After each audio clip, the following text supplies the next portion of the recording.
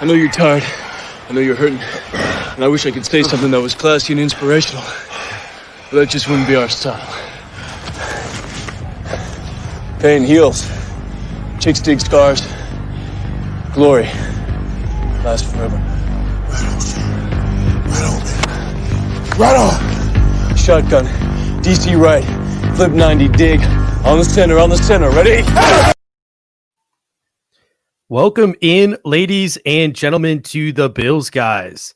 New intro and all. I spent a solid 45 minutes putting that thing together, so hopefully you guys enjoy it. It's shorter. It's not that 1 minute countdown anymore. It's only about 50 or so seconds. But my name is Steve Mathis.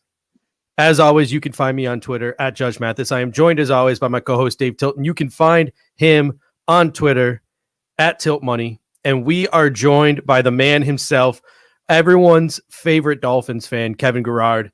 So, Kevin, let's start with you. How you doing tonight? I'm good, buddy. I'm glad to be the favorite. I mean, there's only one, so it's kind of like, I'm the only one, but I think you're the only Dolphins fan I know. I think you're the only Dolphins fan I know.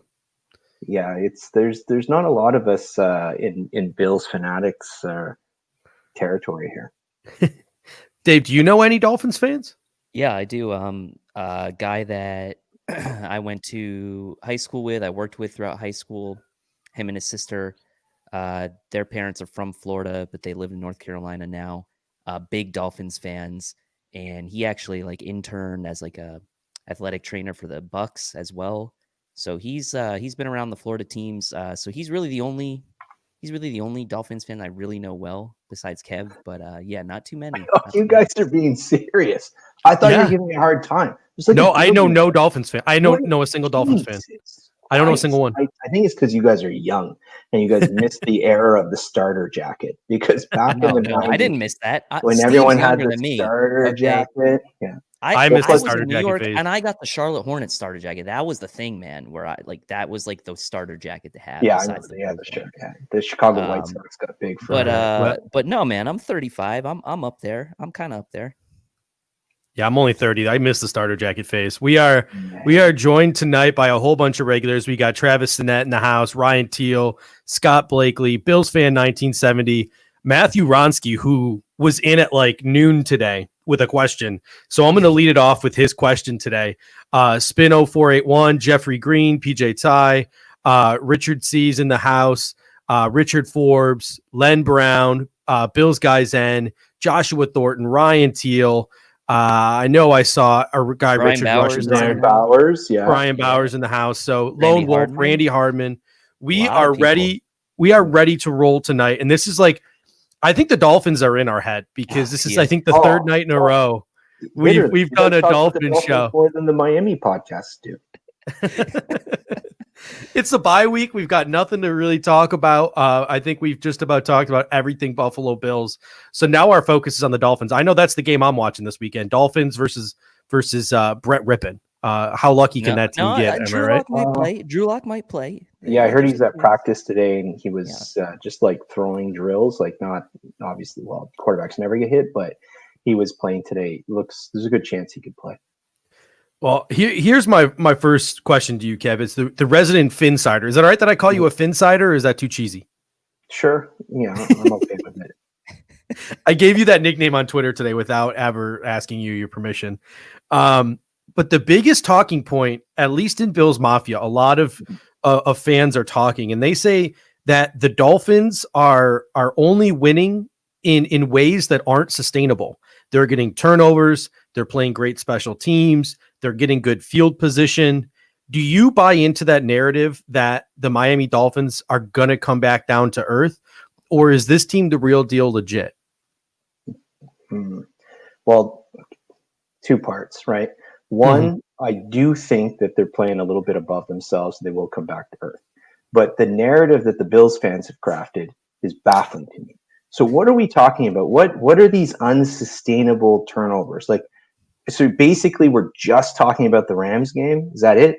Because we scored 34 points. We did have a defensive touchdown against Arizona, but we scored 27 more offensive points. There was only the one turnover that game. How many points did you win by that game?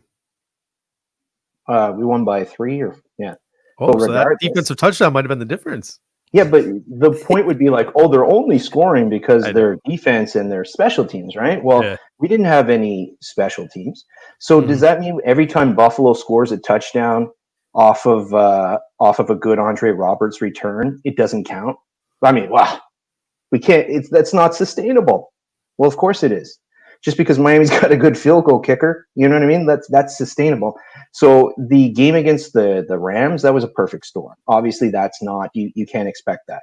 We had 1 turnover against Arizona. That was it. We had 2 turnovers against the 49ers, but we put up 43 points. We lost the turnover battle to the Jets, but we beat them 24-0. It's nice to see a team score against the Jets. And we had 1 turnover and a block punt against the Chargers. Scored 29 points. So, and the turnover didn't it was a pick near the end of the game by Xavier Howard to seal it. The game was already decided when it even happened. So are all these plays that's the only reason? Do people know that Miami has outscored Buffalo this year in a per game basis? So it's just because of the 3 defensive touchdowns over a 9-game sample? It seems kind of odd. I think this is a bit of a salty take. I think Miami's not winning because they got 4 or 5 turnovers. They're getting 1 or 2. They just happen to turn those turnovers into big plays.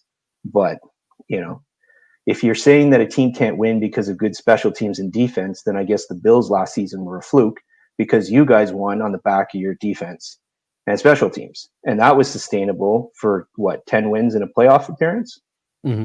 Not saying Miami's a great team. That's a separate question. I think that they're not a complete team. I don't think they're as good as the Bills. I think they will stumble with one of these next 3 games. But this turnover issue, this is just something made up. Kev, let me ask you this question. Do you think the Miami Dolphins this year are as good or better than the Bills team from last year? Oh, that's a good one. I think that they're better on special teams.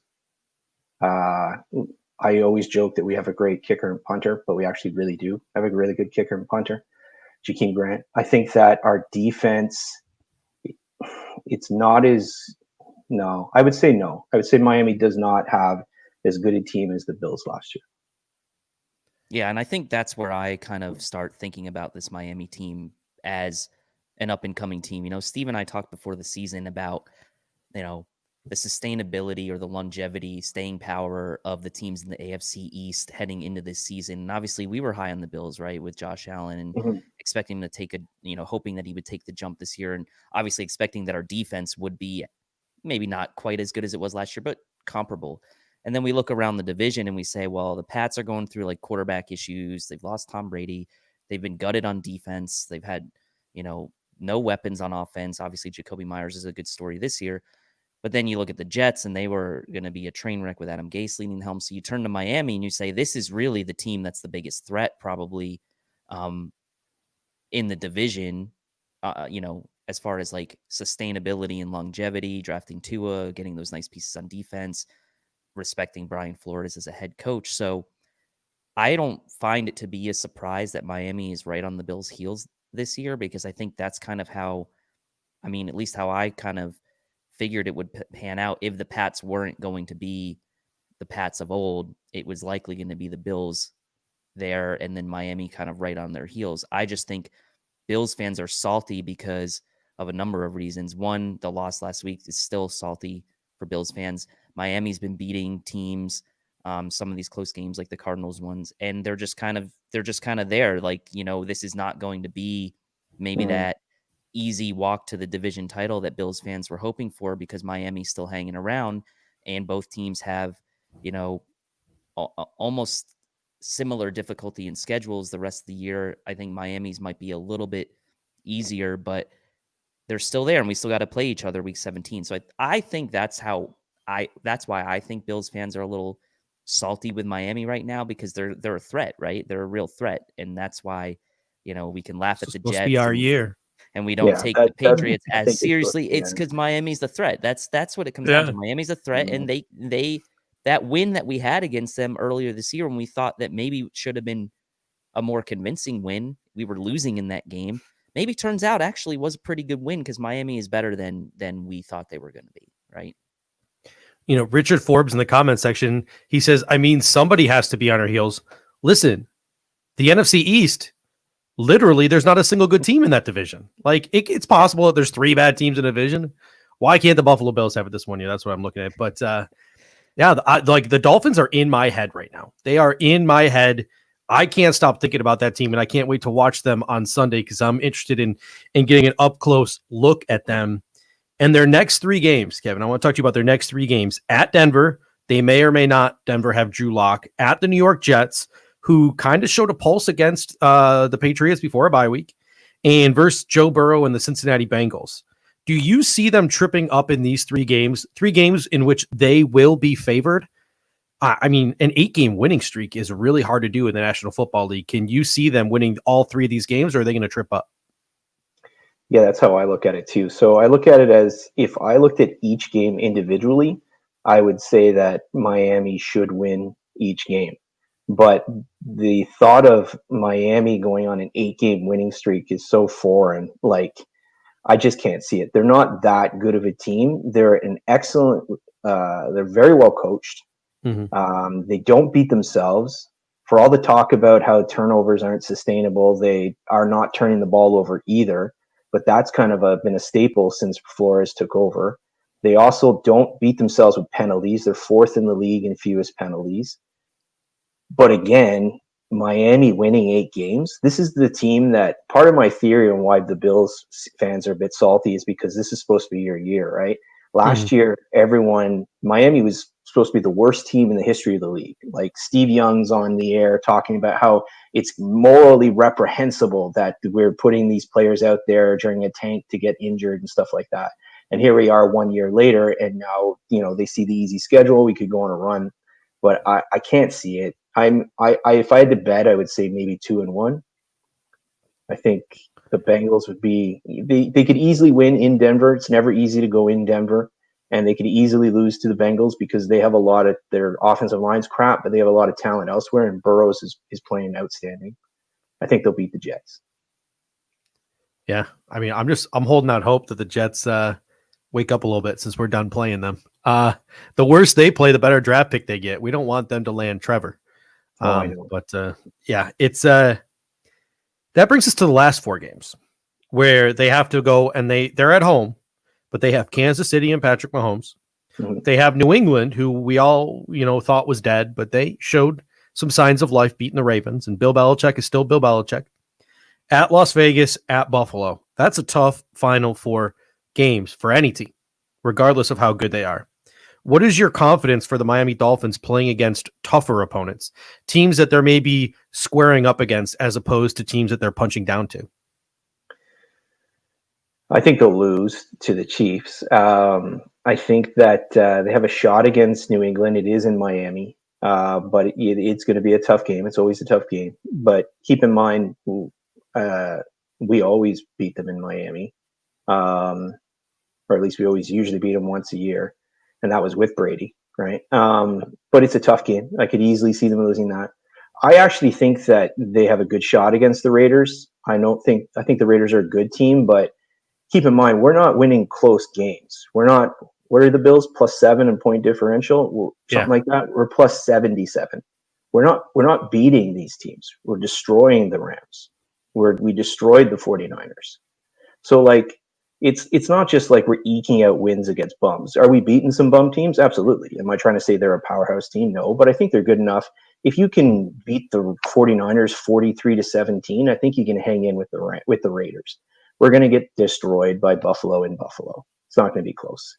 We're going to bring a Miami team up to Buffalo and -6,000. Yes, there's no hope. Can Tua handle? Because the next thing I want to talk about is Tua. You think Tua can handle playing in conditions like Buffalo? I don't. Well, crowd noise isn't going to affect him, but this year I'm talking about that. That boy's ball going to be caught in the wind. I don't know. It's I don't know. I mean, a lot of what they do is quick, short passing games, and a lot of what they're transitioning to is like an RPO offense.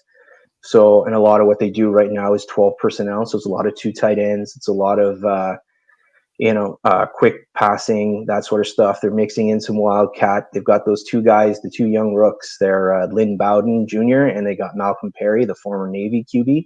They're bringing these guys in and running some wildcat stuff. So maybe that's something they can try in Buffalo.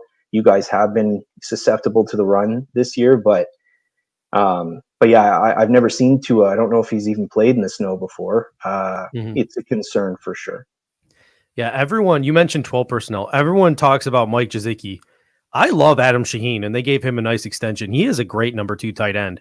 I wish Buffalo's number 2 tight end was as reliable as Adam Shaheen. He's having himself quite a second half of the season.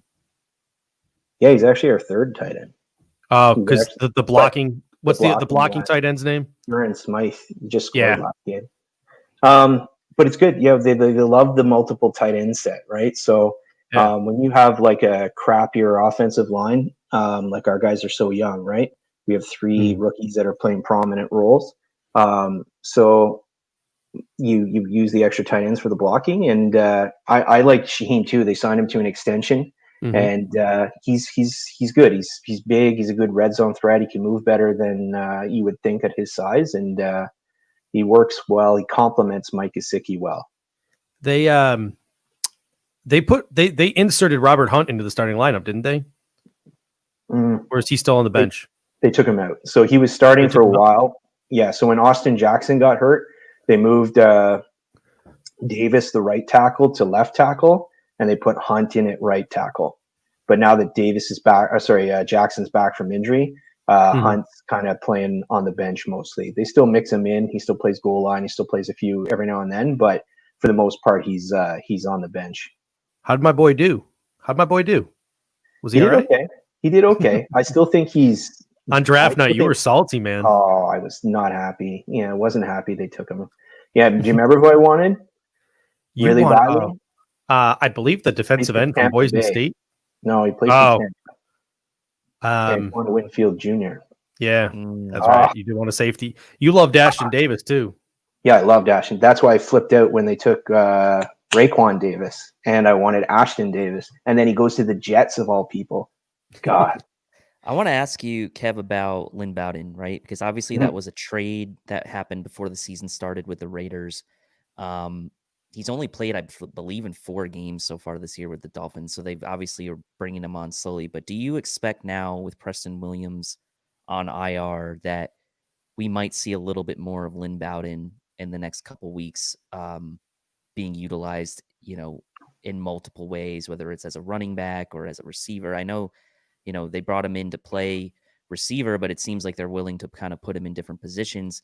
Outside of Devontae Parker, there's been some contributions from Ford and obviously Shaheen we talked about. Gesicki's been a little bit up and down this year lately. He hasn't done much. Is it time now for Lynn Bowden to kind of start seeing the field in a meaningful way? And is he ready? I'm not sure because they brought him in the season, right? So he missed all the install. He missed all the training camp.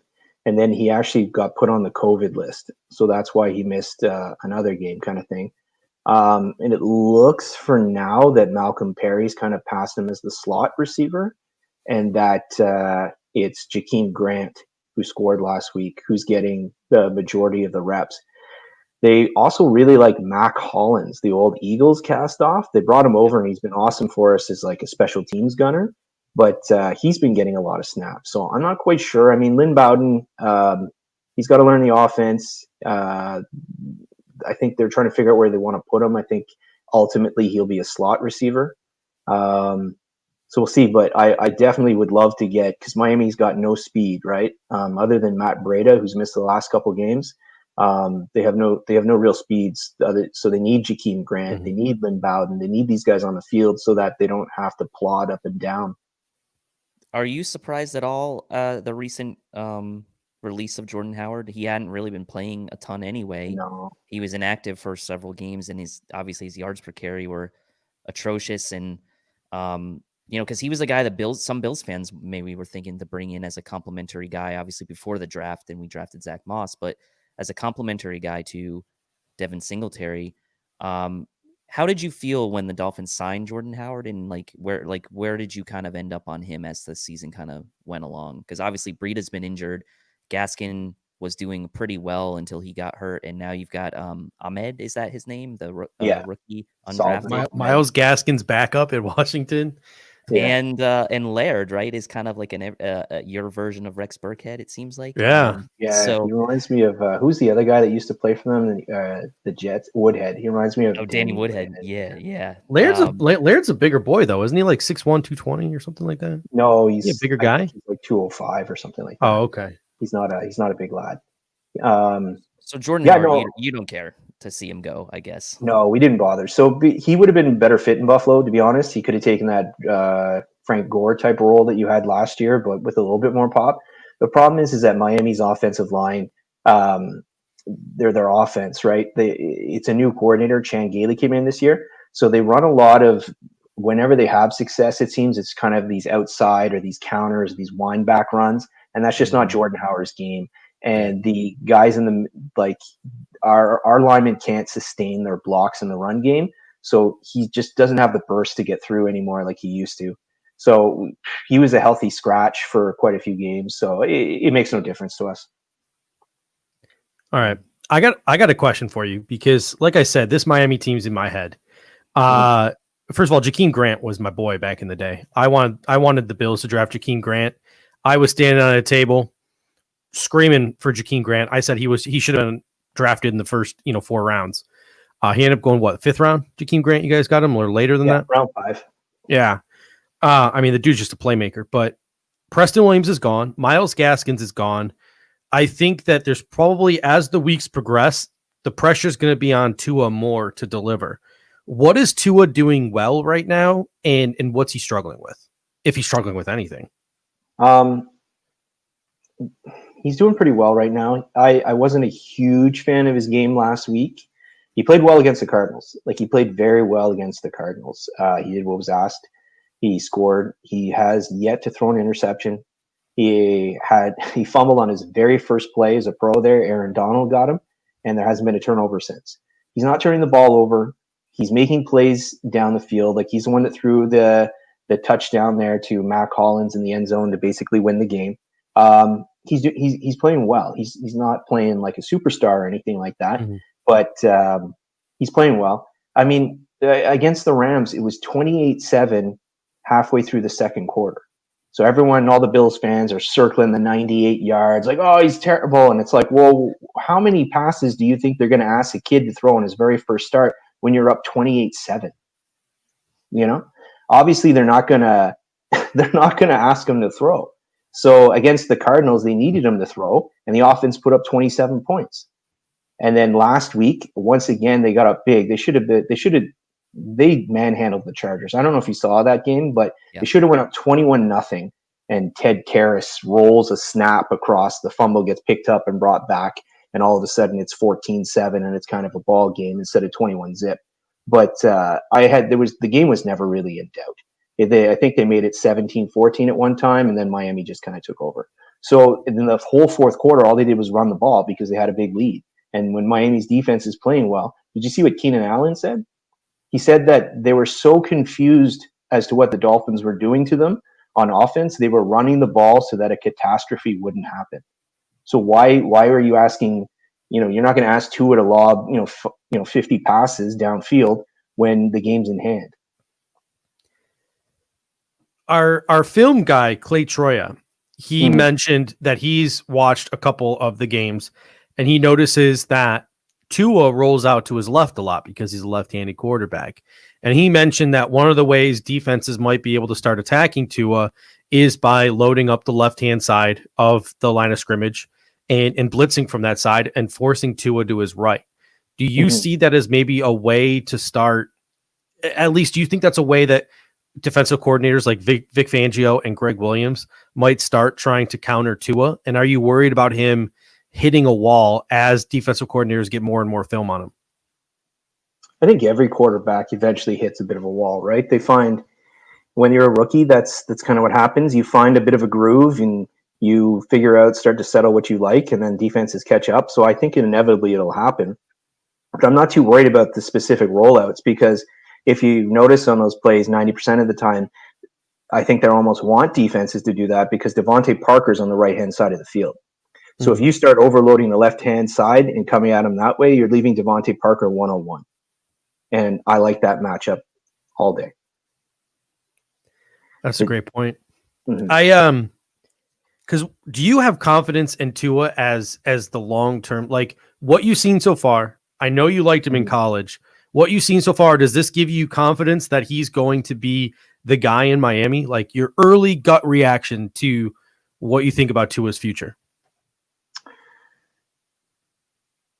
I haven't seen enough to give you a definitive answer, but my gut tells me what I do like is he, similar to like, Josh Allen, when Josh Allen was struggling kind of as a passer his first couple of years, there was something about an innate calmness that I also see in Tua. He doesn't get rattled. Did you see the play where they rolled a snap to him again and he just picked it up and threw a 30-yard pass, like literally picked it up off the shotgun, turned around and threw like a beautiful pass to Devontae Parker? Jason Tucker, if Devontae Parker isn't elite, why did he own Trey White last year? But anyways, so there it is. But do you know what I mean? Like he's picking it up and he shows a sense that the game's not too big for him. He's not going to get rattled. He's not going to get overwhelmed, at least like emotionally. Is he going to be good enough? Is he going to be durable enough? Is he going to have the arm strength? I don't know yet. We'll have to see more. But at least mentally up there, I think that he's shown that he can stay calm when the blitz happens. He can stay calm when they try and pressure him, because they were trying to blitz him a lot, like they do every rookie, and he's not getting rattled by that. So that's encouraging to me.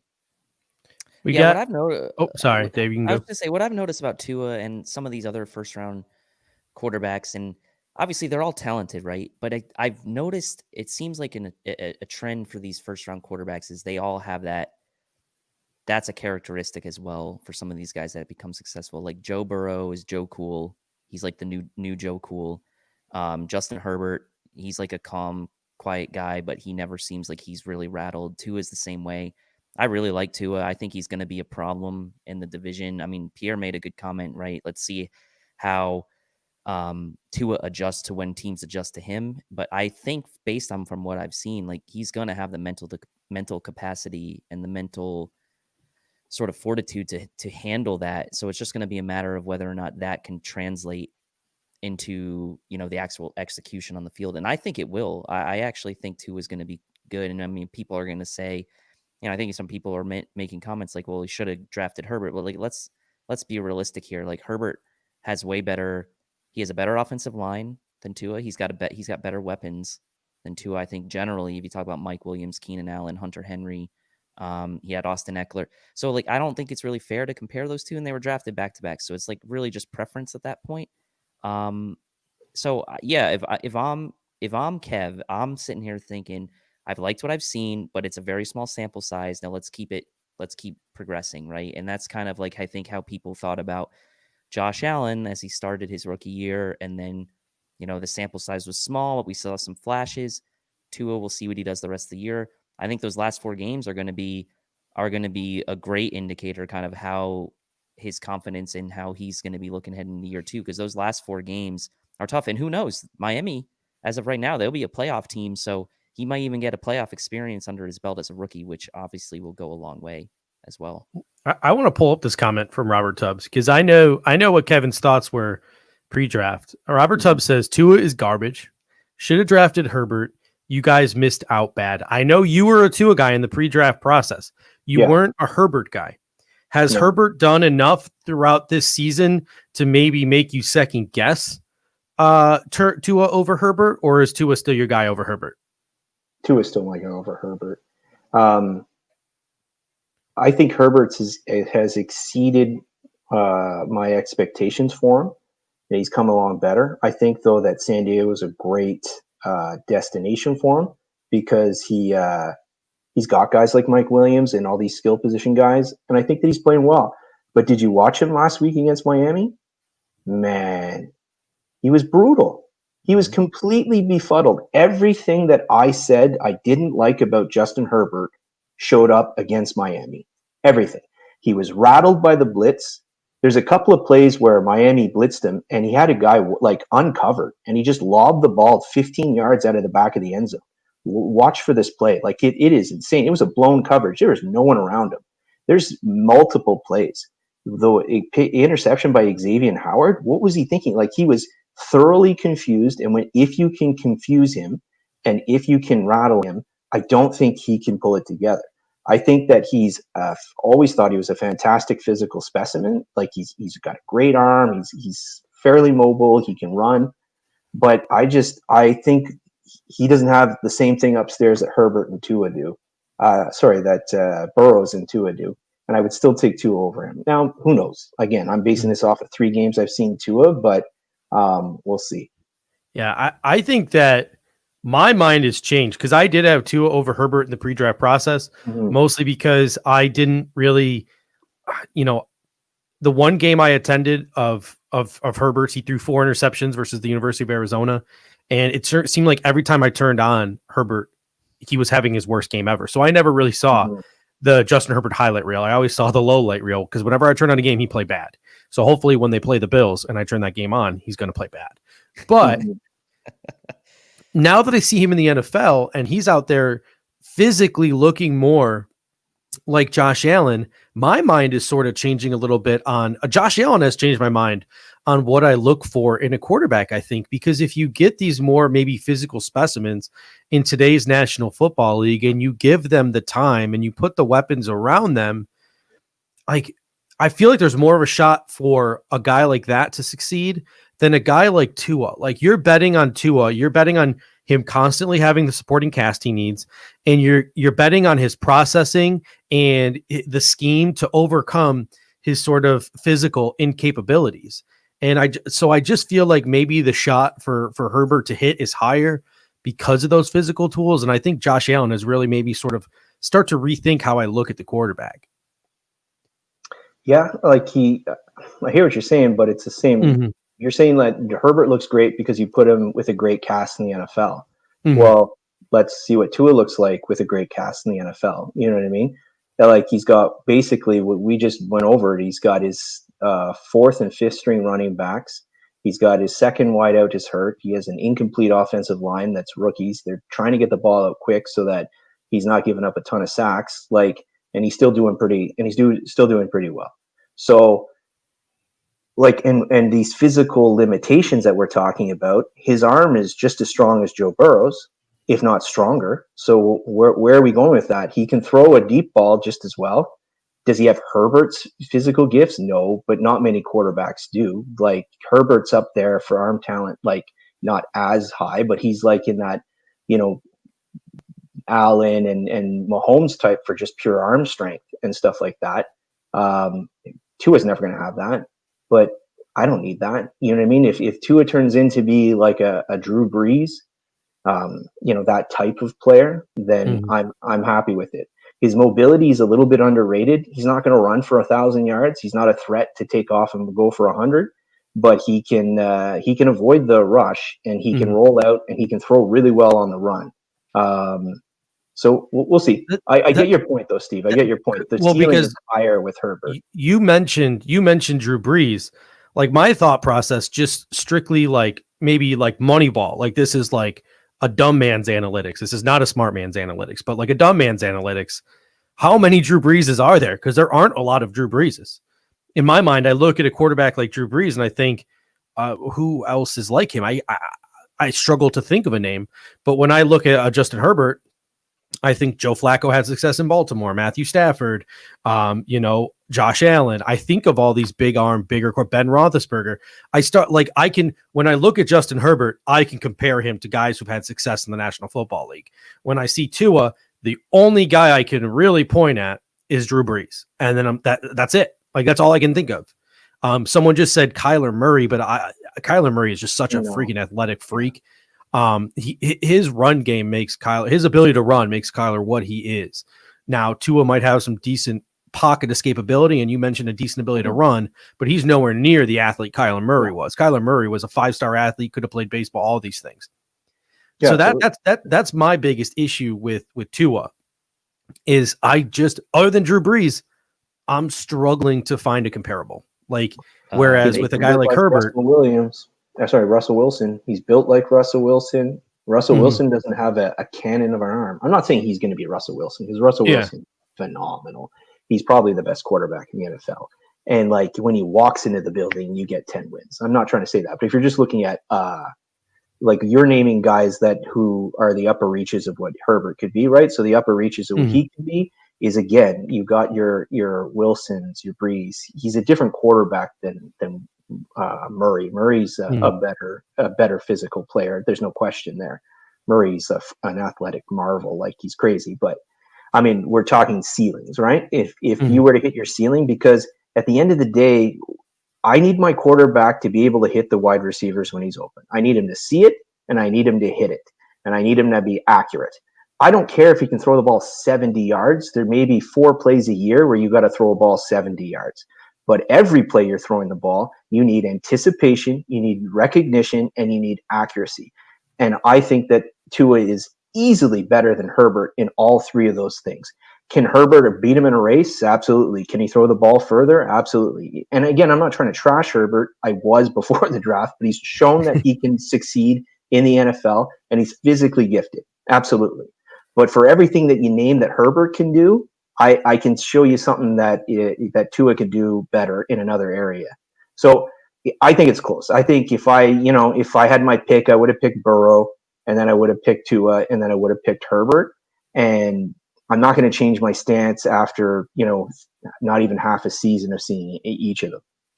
All right, Pierre's chiming in because we're in the quarterback talk here, so we'll let Pierre get something off his chest. He says, "I found the perfect comp for Josh Allen.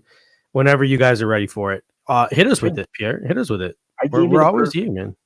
I said the number year, like a year ago, I said the ceiling for Josh Allen, who I see him as. Everyone was going on about Cam Newton. I said the best version of him, Donovan McNabb. Oof. I'll do a little bit better. I was saying the best version of him is John Elway. Yeah. I was going to say the same thing as you. Yeah. John Elway. These comparisons to McNabb, because quite a few people have made this comparison now. If he turns into Donovan McNabb, I'm going to be pissed off because Donovan McNabb was a league average quarterback. He had a couple of good seasons, but I mean, the dude fizzled out real quick. So to me, I was a huge Syracuse fan when Donovan McNabb played. I liked watching him play, but man, I have higher hopes for Josh Allen than Donovan McNabb. Like, no offense to Donovan McNabb, I have higher hopes for him than that. Yeah, because Elway was that guy that could extend the play. He was really athletic. He was also another guy. He got drafted, what was it, first round for Major League Baseball? And then, he had the cannon for an arm. He started off his career throwing a ton of interceptions, and he kind of reined it in as the seasons went on, and he became a Hall of Famer. To me, that's who you want to be. Like, if you're Josh Allen, that's who you want. You want, Hall of Famer like John Elway. All right, so we got Pierre clapping back. He says, "Dude went to 5 straight NFC title games. Dude was a damn MVP." And Randy Hartman comes in with McNabb was solid for like 8 years. All right, that's fine. I mean, to me, in the perfect world, if I were the Bills, I would love for Josh Allen to do what Josh Allen's doing now.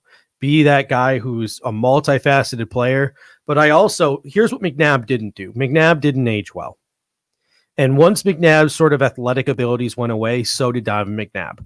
You saw him in Minnesota. You saw him in Washington. It faded. I would love it if Josh Allen, and this is getting far ahead, could mature even when he loses that athletic ability into Ben Roethlisberger. Because I see Ben Roethlisberger still out there on 2 bum knees, just absolutely slinging the rock down the field to wide receivers and still finding the open guys and being an effective quarterback in the National Football League. So I would love it if Josh Allen could hit his ceiling and be an MVP candidate for 3, 4, 5, 6 years, and then mature into a guy like, into a guy like Ben Roethlisberger. And Elway did the same thing, right? I mean, at the end of his career, Elway got his Super Bowls at the very tail end of his career, and most of his athletic ability, and like he scrambled a little bit. I mean, he still, when he had to, he found a way right at the end. And I think that if that's what Allen can do as he ages, then that would be fine. I like the Ben Roethlisberger comparison. I think we made the comparison on this show before that we also thought maybe he was like a mixture of Elway and Brett Favre, a combination of those two guys. Obviously, we're just talking about singular comparisons here, but I kind of like the Elway comparison more than the Favre comparison, even though, Josh has mentioned that he's kind of, Favre was kind of an idol of his and he's kind of modeled his game somewhat after Favre. But I think Elway, to me, was probably the more steady quarterback throughout his career, even though Favre, numbers-wise, maybe had at the end of his career more touchdown passes, whatever.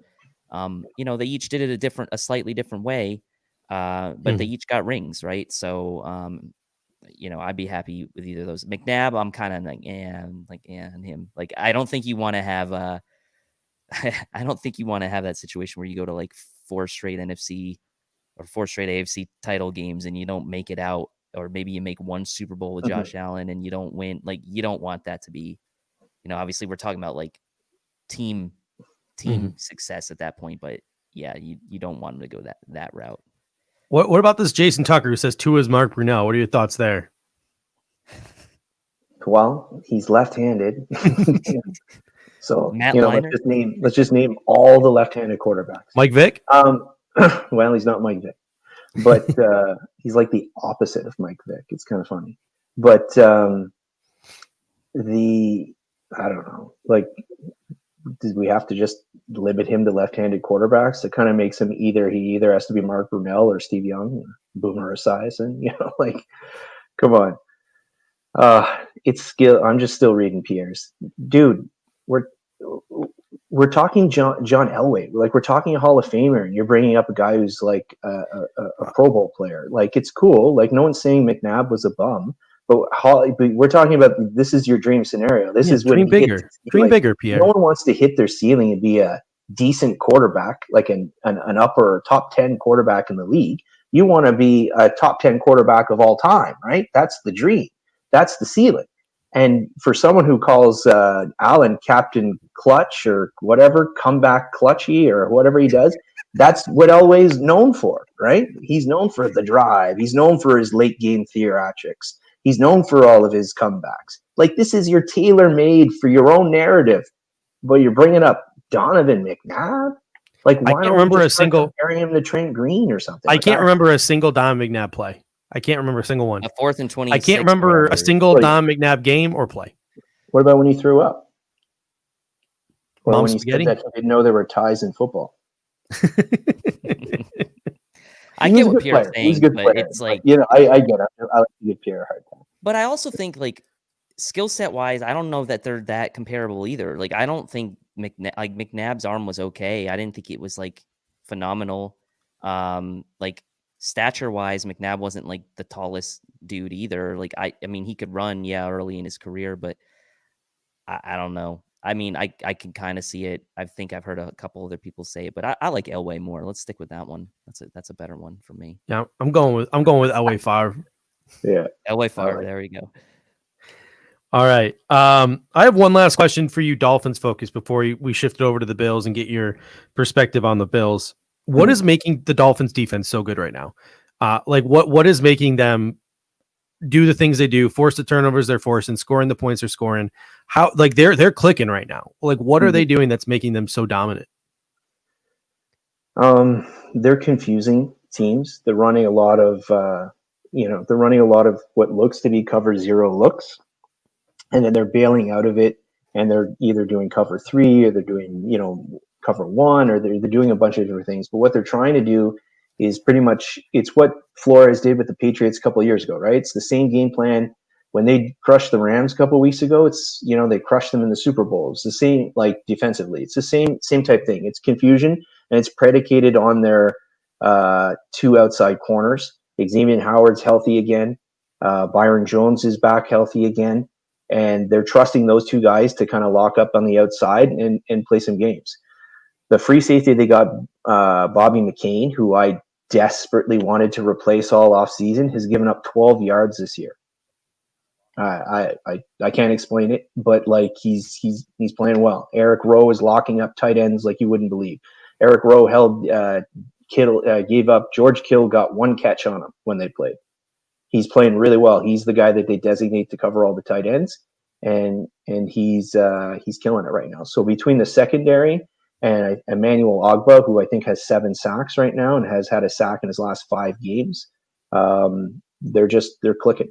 Man, Still susceptible to the Ogbah. run. I wanted Ogbah in the offseason. Yeah, he was on our wish list. Yeah, he's racking up the sacks, and Shaq Lawson's playing pretty well too, isn't he? I saw he had a touchdown a couple weeks ago. He's playing like half the snaps. He's kind of he missed a couple games there, but he's playing okay. He's playing like he was in Buffalo, right? He's playing half the snaps. He's playing well against the run. He sets the edge. It's kind of what we wanted, because last year, like, we were so bad against the run that we paid him a lot of money to come in. We had a lot of money, and he's got a contract that we can get out of at the end of next year with no penalty cap hits. But he's doing his job. We got a couple of young guys that no one knows about, like Zach Sealer, who we just signed to an extension, is outplaying Lawson hands down. Like, he's playing really well. He's the guy he's more of a guy on the interior, though, isn't he? Or is he an edge? He's like your edge in a 3-4, and then he slides into tackle DT on passing downs. But like, just as an overall importance to the game, he's kind of come out of nowhere to have a really good year. Yeah. His snap count was the highest, I think, of any defensive lineman last game. Yeah, well, Wilkins was out because of COVID last game, so he didn't play. So and Devon Godchow tore his bicep, so he's out for the year. So pretty much right now, just him and Raekwon Davis, and then some undrafted rookie Benito Jones, who's playing on the interior. Someone here, Bills guys, then chimes in with Brian Flores gets no one gives him credit. What are your thoughts on Flores's his job so far in Miami? He's the reason we are where we are, right? I think there's a lot of parallels between him and Sean McDermott. I think that Sean McDermott came in, took over from a buffoon, took a circus, and instilled a culture. He went 9-7 the first year, and he went to the playoffs, I believe. Is that his first year with Tyrod? And that was setting the tone. So he, in an era where everyone wants the next big offensive mind, the Bills and Dolphins went for a defensive guy. And it's not just that they're good defensive minds, they're leaders. They instill, it sounds crappy, just, like, sounds phony to say, culture, and you don't buy it until you experience it, which you guys obviously do. Everyone on your team's bought in, and that's what Flores has got. Again, this was a season last year that was almost impossible. They got rid of every big contract they had, except Xavier Howard. They traded away everyone. They traded away Tunsil. They traded away Minka. They traded away all these guys. This was the worst roster in the NFL easily. When we went down to Buffalo last year for the first game, the one at Orchard Park, it was pretty close. That was the one where Micah Hyde scored on the onside kick, right? Yeah. It was pretty close. This was like Allen was throwing against Dolphins corners that they literally picked up off the street. It was your guy, actually, Ryan Lewis. They picked Ryan Lewis up on Thursday, and he was in Sunday. It was just a garbage team. You know what I mean? And then at the end of the year, they went 5-4 somehow over their last 9 games with nothing. Fitzpatrick played really well. Devontae Parker, who someone said you can't have more than one good game to be elite. By the way, Devontae Parker led the AFC in receiving yards last year, but whatever. And then other than that, they had nothing, right? Gesicki was doing nothing. He looked like a bust. And then at the end of the year, they started to hit gel. They started to score. They started to do pretty well. So I think that Flores gets a crazy amount of credit here, because he's taken a terrible roster, remade it in basically 1 year. And while I don't think they're on the level with the Bills, I think they're vastly improved, and I think they're a legitimate, 9-7 team. Yeah, I mean, so pretty much, like, I have pretty high respect for the Dolphins and what they're doing and what Brian Flores has been building there. And my take has always been they're doing exactly what the Bills did. They're just 1 year behind the Buffalo Bills. But the way they've been playing the last 5 games and the next 3 games they have on the stretch, they really have a chance to push the Bills. Not from a record standpoint, but from a roster talent standpoint. Do you think the Buffalo Bills are closer to the Miami Dolphins, or do you think the Buffalo Bills are closer to the elite teams of the AFC, like Kansas City and Pittsburgh? Who are they closer to at this point? The Buffalo Bills. They're closer to the elite teams. They're a lot better than Miami. Miami, the reason Miami's getting all this publicity right now is what I just went over. They were supposed to be the worst team in the history of the league last year, and here we are 1 year later. They're 6-3. They got a big name rookie quarterback, and it's a good feel good story. They'll probably maybe they make the playoffs. I think they might because of the easy schedule. They're going to get in. They're letting everyone into the playoffs this year. Yeah, and they'll get in. They'll get wiped in the first round. But I don't care. Like, I expected 6-10 to get into the playoffs, to even be in a contention for the playoffs is fantastic. But the Bills are a legitimate good team. Like last year, you guys were not a great team. You were a fantastic defense. Your offense was pretty poor, and you got in there, and you had your first round exit. I would love for Miami to have the same thing. Well, obviously you want to win the Super Bowl, but if Miami makes the first round, gets to the playoffs and loses in the first round, just like the Bills did, and sets them up for a year next year, like the Bills are having this year, it's fantastic. I think Kansas City's the class of the AFC, and then I think it's that next tier, and I think it's you guys. I think you, Pittsburgh, Baltimore, you're all comparable. You can beat Kansas City. I do think Kansas City's a better team, but I think you guys are an elite team. I think that if you're in the NFC, you'd have a great shot at playing in the Super Bowl against Kansas City. Kevin, you got quite a fan club growing here. Someone wants to know what your YouTube page is. This is Kevin's YouTube page. He is a BF exclusive Finsider. So he's only here on the Buffalo Fanatics. You can catch him with Rico all the time and on various different Buffalo Fanatics podcasts. Maybe you'll start reaching out, but for now you're the BF Insider. All right. I kind of feel like Miami this year is like the Bills of 2017 in a way, because just with the quarterback. But again, right? Like, yes, different situation at quarterback. Tyrod was there and was kind of like knew that was going to be it for him. Tua was the rookie up and comer. But as far as how they're kind of going about the season, that 2017 season, I mean, let's be realistic. Like, we didn't think the Bills were going to make the playoffs that year. It took like a miracle play at the end of the season with Andy Dalton and Tyler Boyd for us to get in. But obviously the defense was like elite in 2017, right? And the Bills snuck into the playoffs. And I feel like that's kind of how I feel like that's Miami this year. Like, their running game is not very good, let's be honest. Like, they're down there with the Bills in the bottom 5, bottom 10 of the league.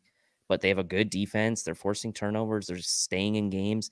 And like Kev said, if they get a lead, and they're running away with some of these games, right? We talk about the Bills, like, they haven't really blown out a lot of teams in the McDermott era, but like in 2017 they didn't have to, right? So I kind of do think that Miami is sort of following the mold that McDermott set in 17. Flores, defensive coach, like Kev said, he's got a lot of respect from his guys in the locker room.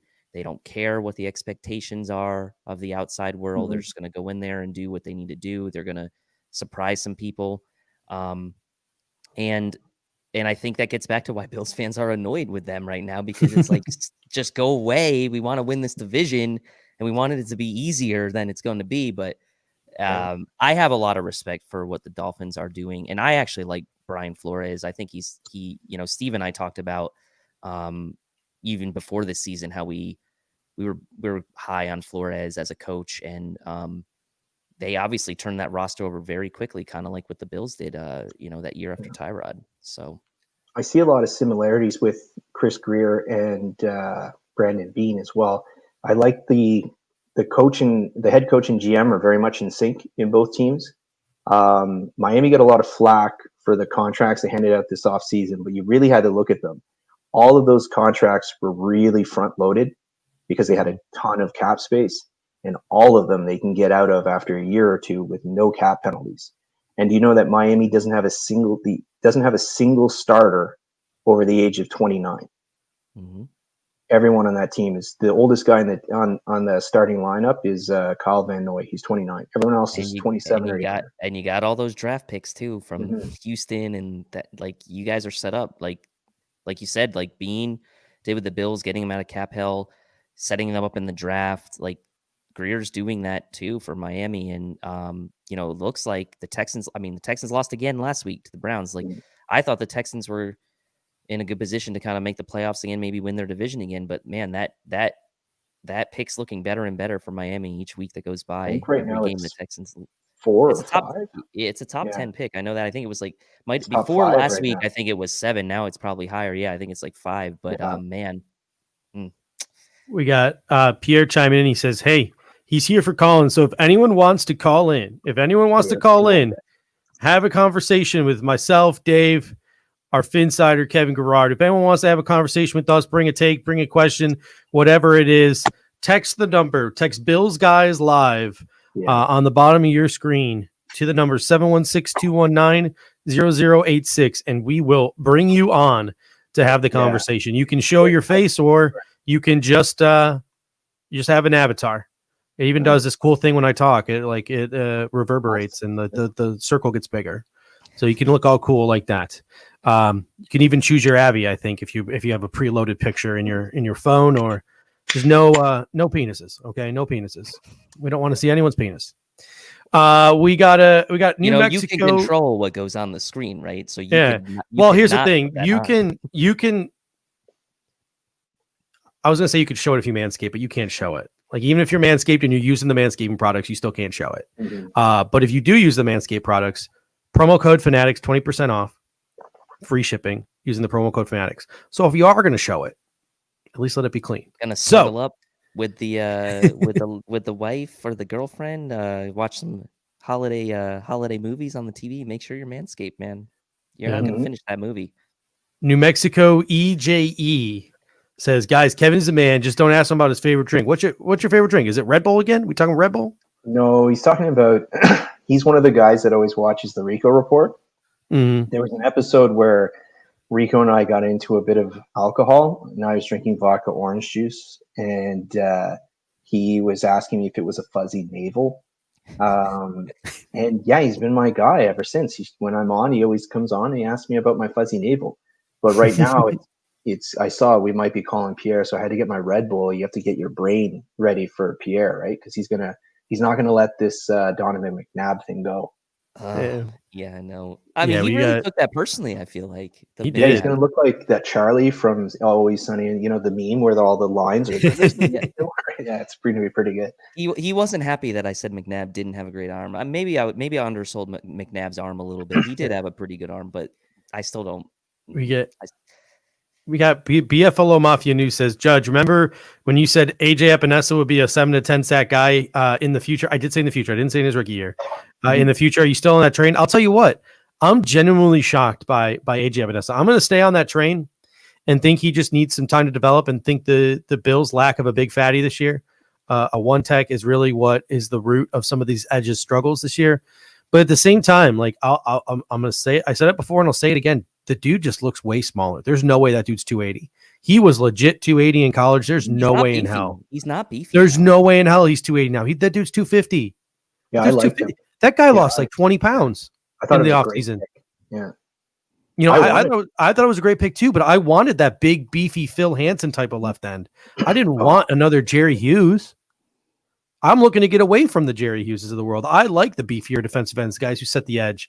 I was more than okay when the Oakland Raiders took Clean Farrell at 3. I love Clean Farrell. I loved it. I love Clean Farrell. I think he's going to be a really good defensive end for a really long time.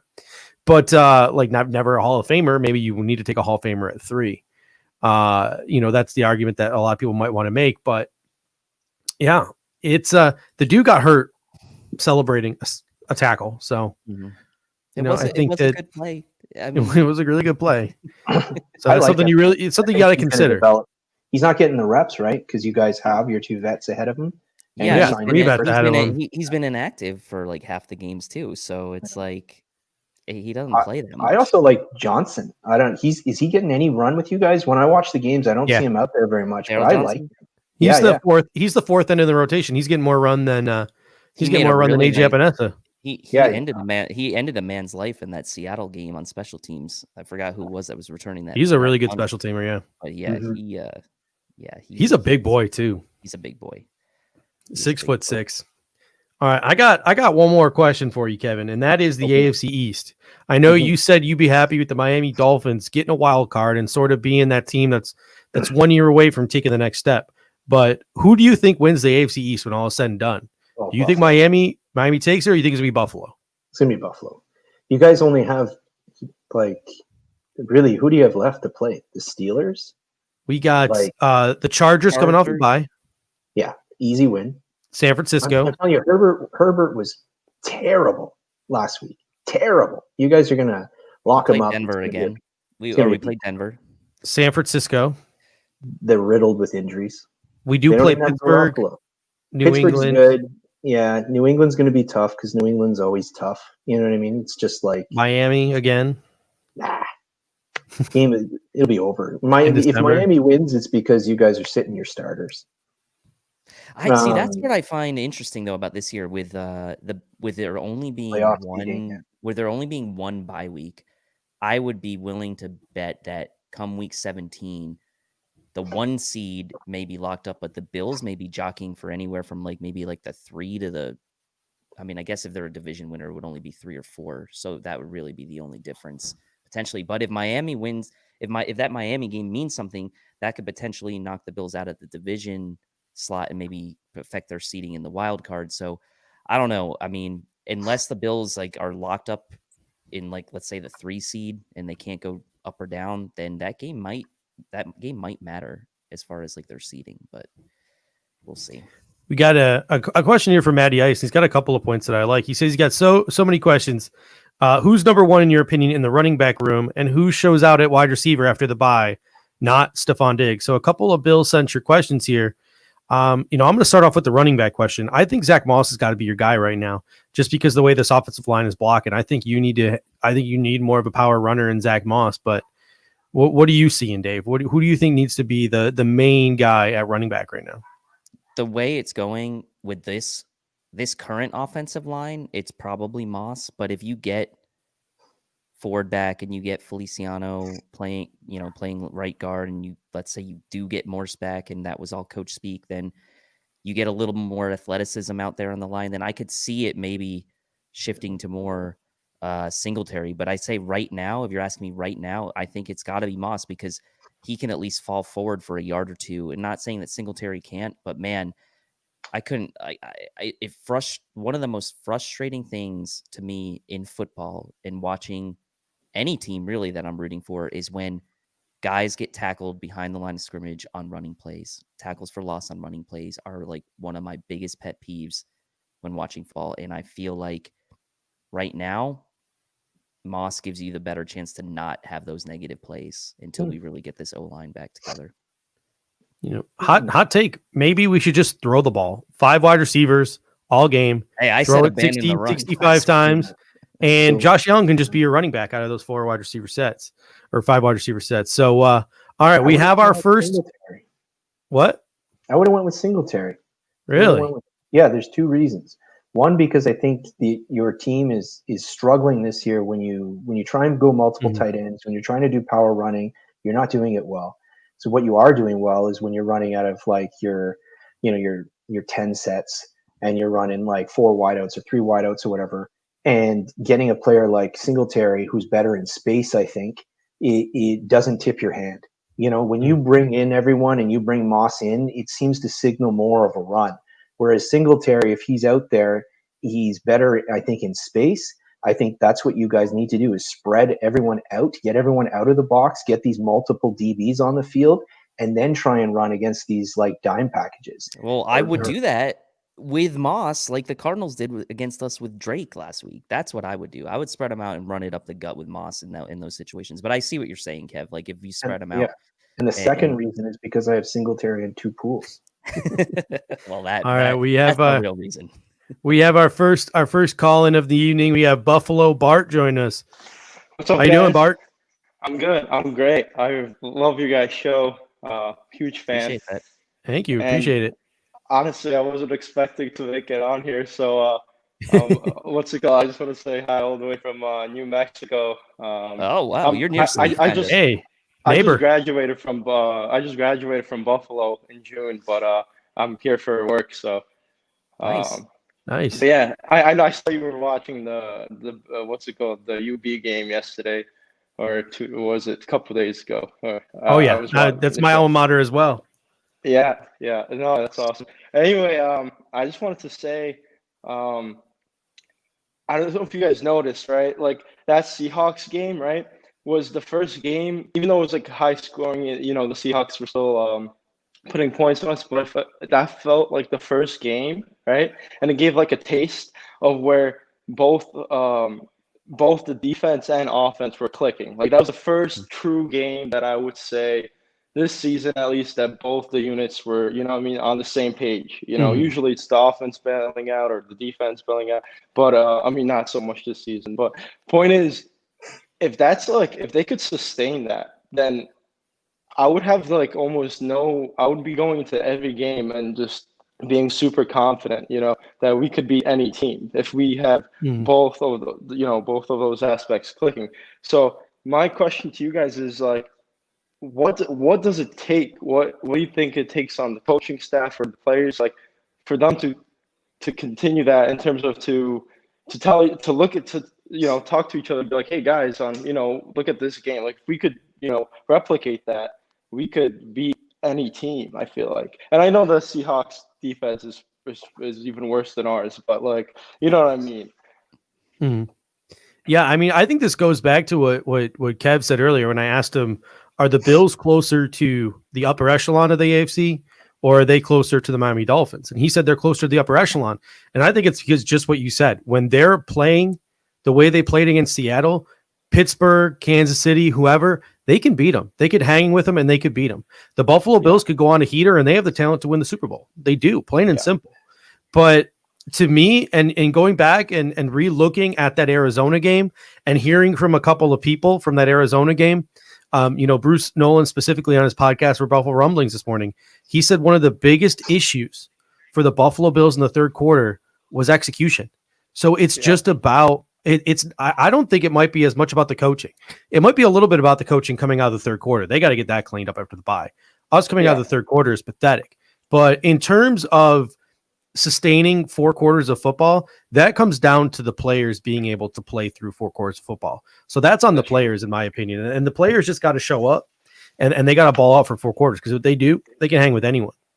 Yeah, I was just gonna say real quick, on your Instagram, I saw like today's the stat that said out of the third quarter, we actually haven't been doing that bad. It's what happens after, right? What happens The first literally drive, after right the first after. drive. Yeah, the Yeah. Yeah. first drive, it's not bad, and Mhm. then after, it's just like we just collapse, and I just don't know what that is. But sorry to take up your time, guys. Just one Oh, you're question, if good, that's man. okay. One more question. Yeah, you're good. I was just gonna ask. Why aren't we running any? Why are we just forcing it down the middle? Like last season, I remember, I remember the Houston game as well in the playoffs. But like a lot of the times we'd run, we'd do sweeps like to the sides and stuff, and we'd get like 15, 20 yards with Singletary. I mean, he was able, like you said, to have space and do that. Is that because of our guards that are, like you said, if we didn't have Feliciano and whatever? Like, do you think that's because we didn't have that healthy O line to just try and like you run to the sides? Like what do you think that why do you guys think we're not doing that as much? I feel like if we could utilize a Singletary more that way. I would say yes, that's a big part of it because Brian Winters isn't exactly the most nimble guy at right guard, and obviously Yeah, that's Feliciano missing time obviously hurt. Morse is an athletic type center, obviously with him being out. When you get like those multiple guys kind of like peeling out to the side on sweeps and screen plays, even for that matter, when you don't have those guys that can move well in space. I mean, for as much as Cody Ford has had his struggles, he's like decent in space. So yeah, I do think that is a big part of it, and I do think that there's also this mental hurdle that our running backs just don't have the confidence in the O line right now either. So they maybe are being a little more indecisive, feeling like they need to make more things happen on their own, than trusting sort of what's in front of them.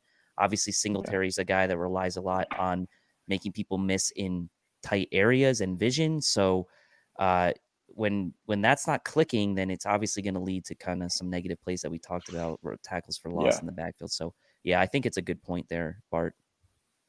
Yeah. All right. Guys. Well, thank you. I was just gonna say, if you ever want to see a video when the Bills Super Bowl for the after the drought, I was in Denver because my parents live in Denver, and I ran down. It was New Year's, right? I remember it was the 31st, and I was down. I was in downtown Denver, and I ran downtown, and I was recording myself. I was like, "Let's go Buffalo!" People were congratulating me and everything. They were like, "Yo, congrats!" and all that. So if you ever want to see that video, just saying, it's pretty embarrassing. But it was I lost my voice. My voice was like squeaking, like it was hilarious. But huge Bills fan, guys, all the way from Carlsbad, New Mexico. I don't know if you guys know where that is, but it's all right, man. Thank you, Bart. We appreciate it, man. You have a good one. Thank you, guys. I'm a huge fan, and keep it up, guys. Thank you. Thank you. That. All right. It looks like we got about 2 more callers in the chat here. We're going to start with our man, Jeff Green. How we doing tonight, there he Jeff? is, Jeff Green. What's up, man? Is he there? We got you, Jeff. What's up, guys? Oh, there he is. How you doing, man?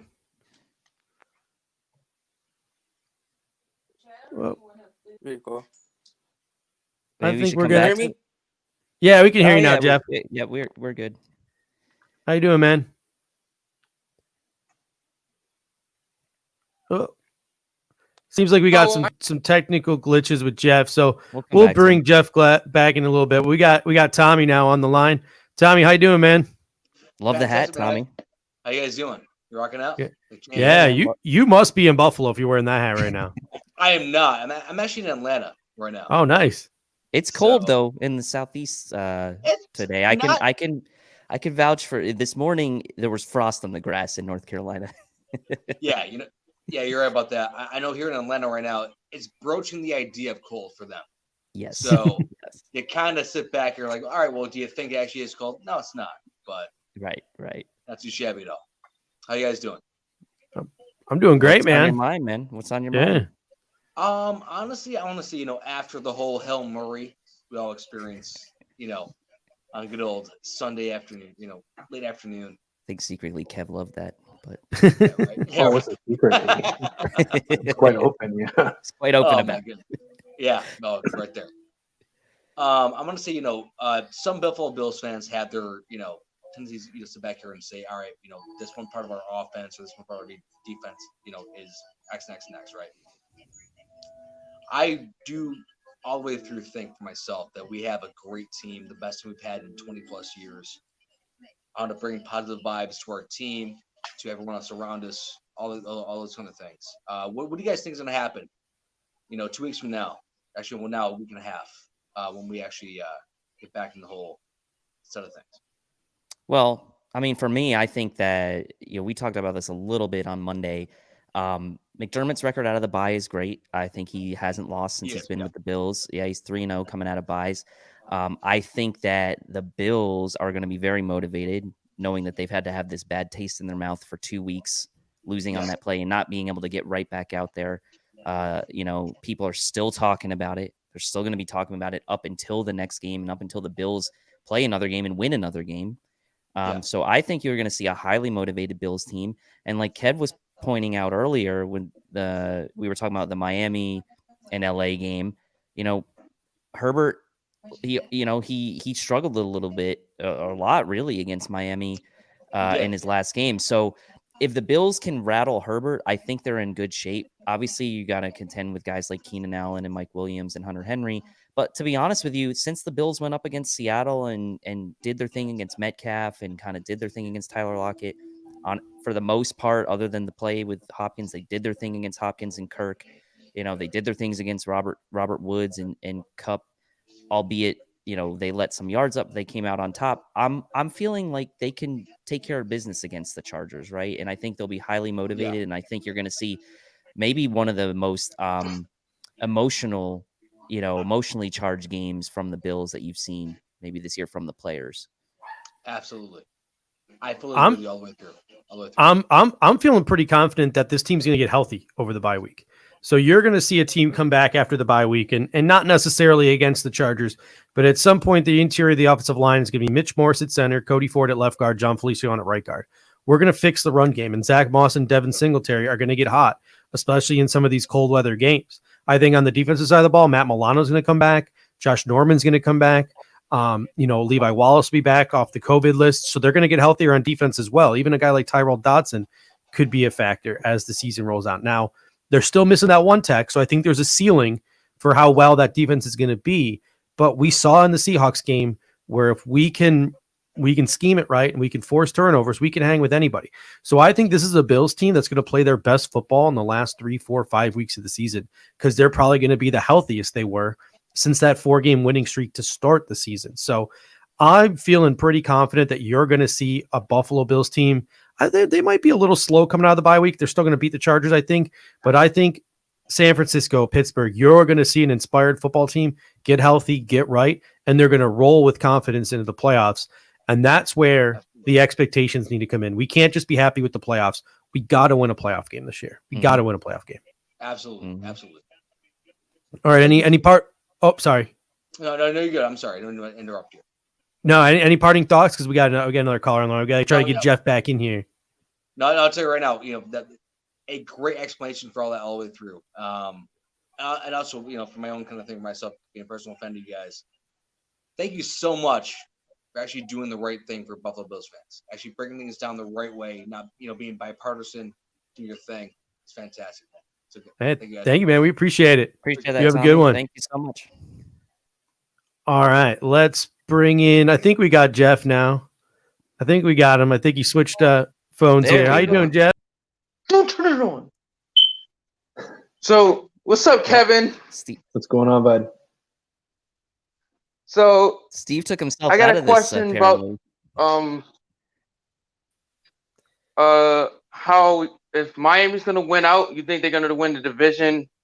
And for the Bills guys, do we think that we can win a championship in the next 2 years?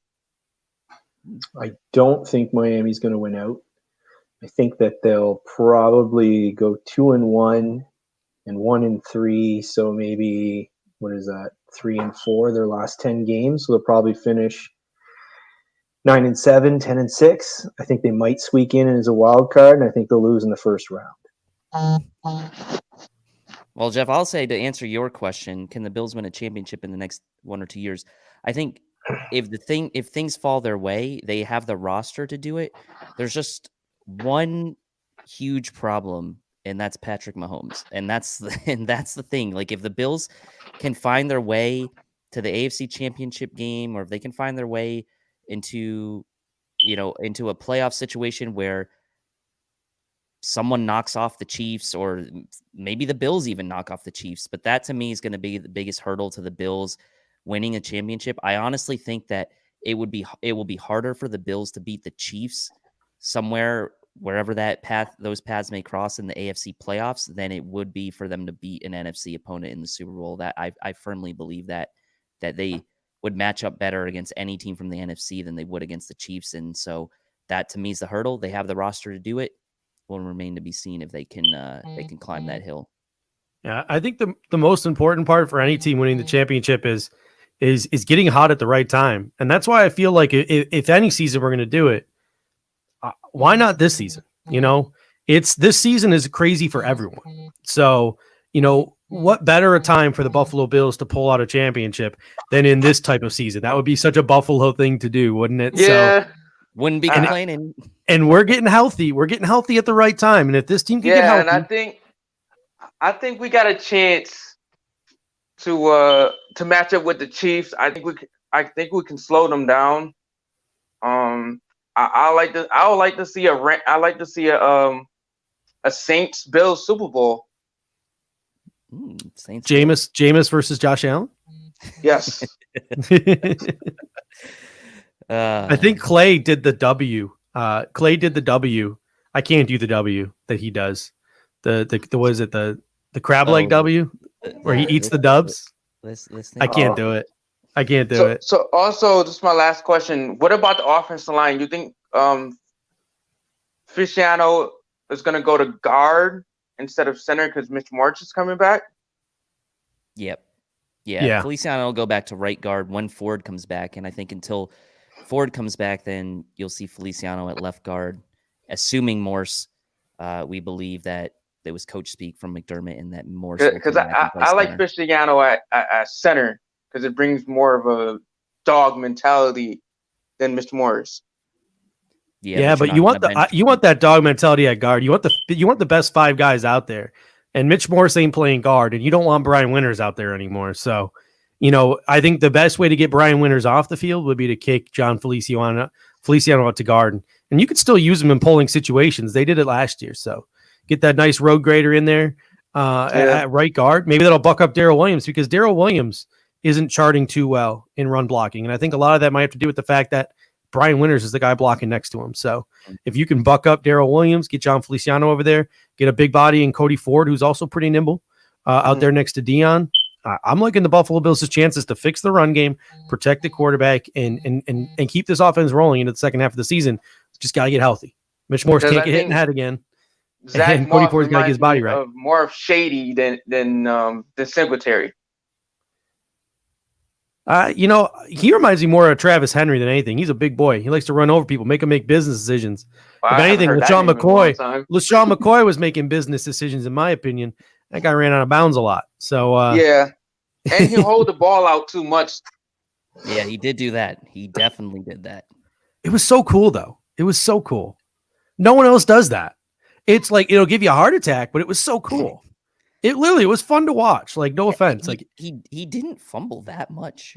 Yeah. So why do you say that Zach Moss is you compared him to Travis Henry? Because he is a big boy who's going to run over people. Like, he's a physical in between the tackles runner who also can do things on the outside and can also contribute in the passing game a little bit. Like Travis Henry was a guy who made people make business decisions, as Zach Moss said he likes to do. He was a guy who got in between the tackles and he did the dirty stuff. So, but he was also nimble enough to take it outside, which Zach Moss is. And he also contributed a little bit out of the backfield, which Zach Moss can do as well. So, a jack of all trades, master of none. That's what Travis Henry was. He was very good at everything. But he just wasn't elite at anything. And I think Zach Moss fits into that same category. And Kevin, you think Tua's going to win Rookie of the Year? No, he hasn't played enough games. And to be honest, Burrows has been very impressive. But Fins fans talking it up, man, on Twitter. He hasn't played enough. The other thing, too, is what's his name? Ironically, because I know it's worked out real well for you guys. Justin Jefferson. Awesome. Justin Jefferson. Holy Jesus, that guy playing well. Yeah, he has been playing very, very well. And I'll tell you what, a lot of the rookies have been playing well. I mean, Herbert obviously has been playing well. He's in the mix.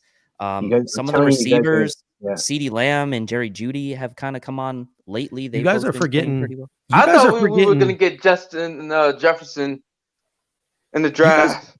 You guys are forgetting. You guys are forgetting who the real Rookie of the Year is going to be Clyde this year. Edwards-Helaire? No. Clyde the Glide. Any other guesses? Rodrigo Blankenship. What is it? The NFL's leading scorer? Put some respect on the man's name. What about Tyler? Put some respect on the man's name. All right. Yeah, Jeff, it's been a pleasure, man. Any parting thoughts here? I think we should have won the Arizona game, but the penalties hurt us too much. That's what I thought. Don't we all, man? Thank you. We appreciate it. I think Arizona was driving down the field to tie it, and they fumbled at the goal line. And I think they overturned it. They overturned it? Oh, damn. It's a touchdown. It was a touchdown. It was a touchdown for Arizona. All right. Yeah. Nice talking to you guys. Go Bills. Thanks, man. Yeah, thank you, Jeff. Appreciate it. All right, ladies and gentlemen, I think that's gonna about do it for this evening. I want to watch. I don't know about you guys, but I want to watch some football. You guys want to watch some football? I think this is going to be a good game. I'm excited to watch it. Both teams we've just recently played, and the Thursday night games, if you think about it, have probably out of the primetime games this year, they might be the best ones we've had. I hate to say that. But... other than Dolphins Jags, but yeah, no, it's a good game. I think you guys are going to The crush San primetime- Diego, lads. I think you're going to crush them. No way Kalen Balaj is running for anything on you guys. Revenge. He had Yeah. kind of like a little mini revenge game against you guys. Yeah, So he he was played okay. pretty well. Yeah. He did. Yeah, he did. Yeah. Steve hates Kalen Balaj. He's like thinks he's like the most like the least talented running back in the history of the league. So Well, it's only because he went to ASU and I loved him in college, and he had to go and embarrass me in the National Football League when I talked him up. oh man. Well, yeah, let's get to watching this game. It'll be good. Kev, man, real talk from you, man. I always appreciate your comments. I take it all with a very objective perception. So I appreciate that. Thank you, sir. All right. It's a bye week, so instead of go Bills, should we say go Seahawks right now? Should we be rooting for the Seahawks? Well, before we go, what's your predictions for the Dolphins game Okay, so they're playing the Broncos in Denver? So it's Mile High. I think Vic Fangio will give Tua some trouble. So I think it'll be a low scoring affair, but I think Miami pulls it out. I'm going to go Miami 23, Denver 13. They're not scoring anything with Brett Rippon. Yeah, Miami. I don't think Drew Lock plays. Miami 3.5 point favorites on the road. Depends on whether Drew Lock plays or not. But honestly, I think even if Drew Lock plays, Miami's got this one. I think there might be some more points in this game than people might think. I'll say Miami 27, Denver 20. Oh, nice. Thanks, guys. All right. What's your prediction for the game? Oh, everything in me wants to say Denver's going to win just because I can't see a 6-game winning streak. But so for some reason, I've got like this weird feeling that Miami's going to have like a real letdown game. And then I'm going to hear about it from every Bills fan across the world for the like 6 days until they play the Jets. But I don't know. Right now, I have a hard time seeing how Denver scores unless they go lean on the 2 running backs and just run it down our throats. Because Brett Rippon I don't think is going to put up enough points. But I could see Dolphins pulling out a tight one. I think Miami will eventually lose to the Bengals, and then they'll lose to the Chiefs. So 2-game losing streak. All right. To everyone in the chat, to everyone who called in, we really appreciate it. For 1 week only, ladies and gentlemen, for 1 week only, we're going to close the show with a Go Hawk? Did we say Go Hawks? What do we say here? I guess. Why are you rooting for Seattle? Because Arizona beat us. No, I'm not saying go any team except the Bills. So I'll say go good game, Arizona. What about go Broncos? Yeah. Go DK because he's on my fantasy team. Go Broncos. Beat the Dolphins for us. All right. Thanks, guys. Until next time, go Bills. Go Broncos. Go Bills.